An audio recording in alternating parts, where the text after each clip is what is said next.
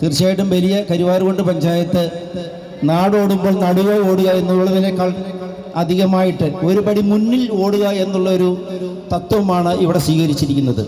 തീർച്ചയായിട്ടും ഞാൻ എൻ്റെ ഒരു ചെറിയ അനുഭവം പങ്കുവെച്ചുകൊണ്ട് ഈ ലഹരിയിൽ നമുക്കുണ്ടാകുന്ന ബുദ്ധിമുട്ടുകൾ എത്രത്തോളമാണെന്ന ചെറിയൊരു അനുഭവത്തിൽ കൂടി ഞാനൊന്ന് വിവരിക്കുക. ഞാനിവിടെ വയലിൽ ലോഡ്ജ് നടത്തുന്ന ആളാണ്. എൻ്റെ ലോഡ്ജിൽ ഒരു മഞ്ചേരിയിൽ നിന്ന് ഒരാൾ സ്ഥിരമായിട്ട് വന്ന് റൂം എടുക്കുമായിരുന്നു. റൂമെടുത്ത് അയാൾക്ക് റൂം കൊടുക്കും. വരുന്ന സമയത്തൊന്നും അയാൾ ഒരു പ്രശ്നക്കാരനല്ല. രാവിലെ പോകുമ്പോഴാണ് ഇയാളുടെ തനി സ്വഭാവം മനസ്സിലായത്. ഞാൻ ഇയാളെ ശ്രദ്ധിക്കാൻ തുടങ്ങിയപ്പോൾ ഒരു ദിവസം റൂം രാവിലെ ഇയാൾ വെക്കേറ്റ് ചെയ്ത് ക്യാഷൊക്കെ കൃത്യമായിട്ട് തന്നു വെക്കേറ്റ് ചെയ്ത് പോകാൻ തുടങ്ങി. റൂമിൽ ചെന്ന് കയറുമ്പോഴും ഇയാൾക്ക് പുതയ്ക്കാൻ കൊടുത്ത ബെഡ്ഷീറ്റിൽ 12 ഓട്ടകളുണ്ട്. സിഗരറ്റ് വലിച്ചിട്ട് ഈ ബെഡ്ഷീറ്റിൽ ഇങ്ങനെ കുത്തി കുത്തി ഓട്ടയായിട്ടിരിക്കും.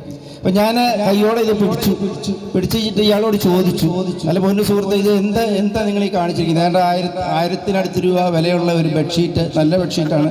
ഇതിൽ നിങ്ങളിങ്ങനെ ഓട്ടയിട്ട് അത് എന്നിട്ട് മടക്കി ഭദ്രമായിട്ട് വെച്ചിരിക്കുകയാണ്.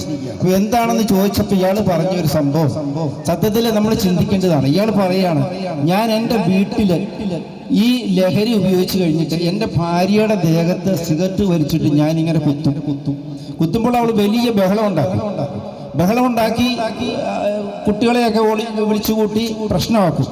എനിക്ക് പക്ഷേ ഇതില്ലാതെ ജീവിക്കാൻ പറ്റില്ല. എനിക്ക് എൻ്റെ ഒരു ദിവസത്തെ രാത്രി സുഖകരമായിട്ട് ആകണമെങ്കിൽ ഞാൻ ഈ തുടർന്ന് വരുന്ന ശീലം എന്തെങ്കിലും ചെയ്യണം. അപ്പോൾ അയാൾ എന്താ ചെയ്തിരിക്കുന്നത്? ലോഡ്ജിൽ വന്ന് റൂം എടുത്തിട്ട് ഈ ബെഡ്ഷീറ്റിൽ ഭാര്യ ചെയ്യുന്ന അതേമാതിരി സങ്കല്പിച്ചിട്ട് ഇയാൾ ഈ സിഗരറ്റ് വലിച്ചിട്ട് ഇതിന് 12 ഓട്ടയിട്ടിരിക്കും.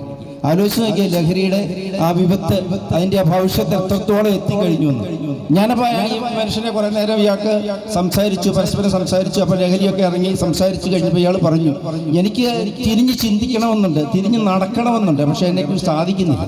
അപ്പം ഞാനൊരു റീ അഡിക്ഷൻ സെൻറ്ററിൻ്റെ അഡ്രസ്സൊക്കെ കൊടുത്തു. ഇവിടുന്ന് 1-2 പേര് പോയിട്ട് പ്രയോജനം കിട്ടിയെന്ന് പറഞ്ഞ ഒരു അഡ്രസ്സാണ്, അത് ഇയാൾക്ക് കൊടുത്തു. എനിക്ക് തോന്നുന്നു ഇപ്പോൾ അയാൾ രക്ഷപ്പെട്ടു എന്ന് തോന്നുന്നു. പിന്നെ അയാളെ ഒരിക്കൽ പോലും ഞാൻ കണ്ടിട്ടില്ല. ഞാൻ ചെറിയൊരു അനുഭവം പറയുക.